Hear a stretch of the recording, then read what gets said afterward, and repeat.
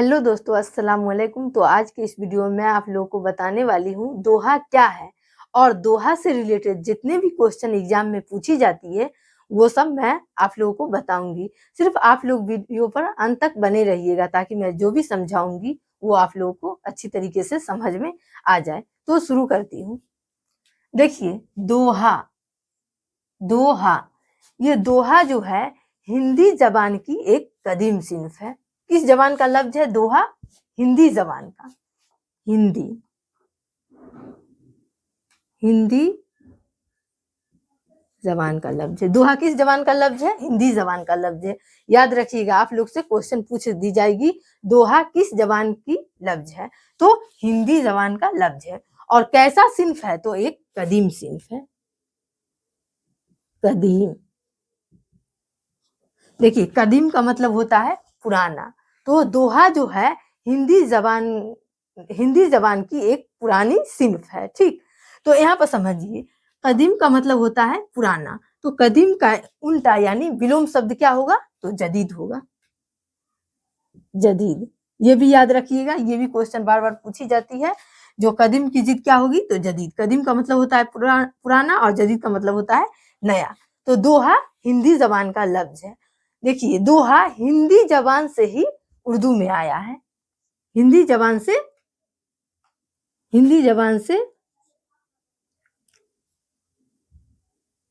उर्दू में आया है। ठीक, 22 में क्वेश्चन पूछी गई है जो दोहा किस जबान से उर्दू में आया, तो हिंदी जबान से। दोहा हिंदी जबान से उर्दू में आया है। ठीक, तो ये समझ गए दोहा किस जबान से उर्दू में आया, तो हिंदी जबान से उर्दू में आया। अब देखिए दोहा क्या होता है। देखिए, दोहे की जबान अब बहुत ही आम हो गई है, जिसे हाट बाजार गली कोचों में चलने फिरने वाले लोग भी आसानी से समझ सकते हैं। मतलब दोहा को समझने में कोई दिक्कत नहीं होगी। जो आदमी पढ़ा लिखा भी नहीं रहेगा वो भी आसानी से दोहा को समझ सकता है। ठीक, देखिए दोहा में दो मिसरे होते हैं। कितने मिसरे होते हैं? दो मिसरे। बहुत ही अहम क्वेश्चन है। दोहा में दो मिसरे होते हैं। तो अब मिसरे समझिए। देखिए, आपके दरख्सा बुक से जफर गोरखपुरी की मैं एक दोहा को यहाँ पर लिख ली हूँ आप लोगों को समझाने के लिए। तो देखिए दोहा मिसरे को समझिए। देखिए, तारे छू जुगनू पकड़ रस सपनों के खेल, ये हो गया एक मिसरा। ठीक, ये जो पूरी है ये एक मिसरा हुआ। उसके बाद देखिए, रात की इतनी उम्र है दिए में जितना तेल, ये हो गया दो मिसरा। एक मिसरा एक मिसरा, तो एक दो। तो दोहा में कितने मिसरे होते हैं? दो मिसरे होते हैं। दोहा में दो मिसरे होते हैं। इसी तरह से पूरी दोहा लिखा रहता है, दो दो मिसरा करके लिखा रहता है। ठीक, तो दोहा में दो मिसरे होते हैं। अब मैं इसको मिटा दे रही हूँ। अब देखिए, दोहा के एक मिसरे में दो चरण होता है। एक मिसरे में दो चरण। अगर पूछी जाएगी दोहा में कितने चरण होते हैं, तो दोहा में 4 चरण और दोहा के एक मिसरे में 2 चरण होते हैं। तो चरण समझिए। देखिए, तारे छू जुगनू पकड़, ये हो गया पहला चरण। रस सपनों के खेल, ये हुआ दूसरा चरण। ठीक, तो एक मिसरे में कितने चरण होता है? 2 चरण। तारे छू जुगनू पकड़ एक चरण, रस सपनों के खेल 2 चरण। तो दोहा के एक मिसरे में 2 चरण होते हैं। देखिए दूसरे मिसरे का, रात की इतनी उम्र है, ये हुआ पहला चरण। दिए में जितना तेल, ये हुआ दूसरा चरण। तो दोहा के एक मिसरे में 2 चरण। अब पूरी दोहा में पूछी जाएगी दोहा में कितने चरण होते हैं, पूरी नहीं, सीधे दोहा में कितने चरण होते हैं, तो दोहा में 4 चरण होते हैं। देखिए, तारे छू जुगनू पकड़ पहला चरण, रस सपनों के खेल दूसरा चरण, रात की इतनी उम्र है, ये हो गया तीसरा चरण, दिए में जितना तेल, ये हो गया चौथा चरण। तो दोहा के एक मिसरे में 2 चरण और दोहा में 4 चरण। दोहा में कितने चरण होते? 4 चरण। ठीक, अब देखिए, दोहा के हर मिसरे में एक वक्फा होता है। दोहा के हर मिसरे में एक क्या होता है? वक्फा होता है। ये जो है इसका नाम है वक्फा। वक्फा, देखिए यहाँ समझिए, वक्फा। वक्फा को इंग्लिश में सेमी कोलन बोलते हैं। क्या बोलते हैं? सेमी कोलन बोलते हैं। तो ये हुआ वक्फा का चिन्ह। दोहा के हर एक मिसरे में एक वक्फा होता है। देखिए पहला मिसरा में भी है और ये दूसरा मिसरा में भी वक्फा है।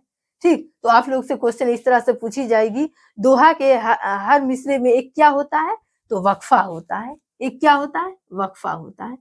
अब समझिए, वक्फा का मतलब होता है तौबील ठहराव। वक्फा का मतलब क्या होता है, तौबील ठहराव, यानी कि ज्यादा ठहराव। ये सब क्वेश्चन पूछी जाती है एग्जाम में। वक्फा का मतलब क्या होता है, तौबील ठहराव। उसके बाद देखिए एक होता है सिक्ता। ये क्वेश्चन भी 22 में पूछी गई है। सिक्ता को मतलब कॉमा को ही उर्दू में सिक्ता बोलते हैं।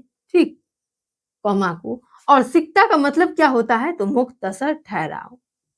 सिक्ता का मतलब क्या होता है, मुख्तसर ठहराव। 22 में पूछी गई है जो सिक्ता का मतलब क्या होता है, तो मुख्तसर ठहराव। उसके बाद देखिए दोहा के हर एक मिसरे में क्या होता है, एक वक्फा होता है। और वक्फा का मतलब वक्फा से पहले का जो हिस्सा होता है उसको क्या कहेंगे, समचरण। ये जो वक्फा है और वक्फा से पहले का हिस्सा कौन है, तारे छू जुगनू पकड़, ये क्या हुआ, समचरण। ये क्या हुआ, समचरण। दोहा के हर एक मिसरे में कितने चरण होते हैं, 2 चरण होते हैं। तो वक्फा से पहले वाला हिस्सा जो होता है उसको क्या कहेंगे, समचरण। और वक्फा के बाद का हिस्सा, ये रस सपनों के खेल जो है, ये हुआ विषम चरण। फिर रात की इतनी उम्र है, ये क्या हुआ, समचरण। और दिए में जितना तेल, ये क्या हुआ, विषम चरण। तो वक्फा से पहले का हिस्सा क्या कहलाता है, समचरण, और वक्फा के बाद वाला हिस्सा विषम चरण कहलाता है। अब देखिए समचरण में, ये जो समचरण में है इसमें 13 मात्राएं होती है। समचरण में कितना मात्राएं होती है, 13 मात्राएं होती है। और विषम चरण में 11 मात्राएं होती है। कितना मात्राएं, 11। तो आप लोग से एग्जाम में पूछी जाएगी समचरण में कितने मात्राएं होती है, तो 13, और विषम चरण में 11 मात्राएं होती है। तो आप मात्राएं समझिए। देखिए मात्रा को कैसे गिनिएगा आप, ते अलिफ रे ये 4 हुआ। फिर छू, तो ये 2 हुआ। 4 2 6, जीम 7, गाफ 8 और नून 9, वाव 10। उसके बाद देखिए पे 11, काफ 12 और ये जो रे है बड़ी रे 13। तो समचरण में कितने मात्राएं होती है, 13 मात्राएं। अब देखिए विषम चरण में 11 पूरेगा। रे चे 2 हुआ, सीन पे नून तो 5 हुआ, सीन पे नून वाव कितना हुआ, 6 हुआ। और काफ ये 7 8। उसके बाद 9 10 11, काफी मिला के 1 जोड़ा जाएगा तो कितना हुआ, 8 9 10 11। तो विषम चरण में कितनी मात्राएं, 11 मात्राएं। अब इसमें गिनिए, ये हुआ 3 1 2 3 4 5 6 7 8 9 10 11 12 13। तो समचरण में कितनी मात्राएं होगा, 13। अब देखिए विषम चरण में गिनिए, दाल ये 2 हुआ, मीम ये 4 हुआ, और जीम 5 हुआ, ते 6 हुआ, और नून 7 हुआ, अलिफ 8 हुआ, और ता 9 हुआ, और ये 10 हुआ, और लाम 11 हुआ। तो ये कितना मात्राएं हुआ विषम चरण में, तो 13 मात्राएं। ठीक, हरूफ को गिनिएगा, मात्राएं पता चलेगा। ठीक, तो समचरण में 13 मात्राएं और विषम चरण में 11 मात्राएं। तो दोहा से रिलेटेड जितने भी क्वेश्चन था मैं आप लोगों को बता दी हूँ। आप लोग सिर्फ अच्छी तरीके से समझ जाइएगा तो आप लोग का दोहा से अगर कोई भी क्वेश्चन पूछी जाएगी आप लोग छोड़ के नहीं आइएगा। तो लीजिए स्क्रीनशॉट। तो अगर आपको इससे रिलेटेड कोई भी कंफ्यूजन हो तो कमेंट करके बताइएगा, और अगर चैनल पर नए हैं तो चैनल को सब्सक्राइब कर लीजिए। इससे आपको यह फायदा होगा कि मेरा आने वाले ऑल वीडियो की ऑल नोटिफिकेशन सबसे पहले आप तक पहुंचे। और वीडियो को ज्यादा से ज्यादा शेयर कीजिए, लाइक कीजिए। फिर मिलती हूँ नेक्स्ट वीडियो में। अस्सलाम वालेकुम।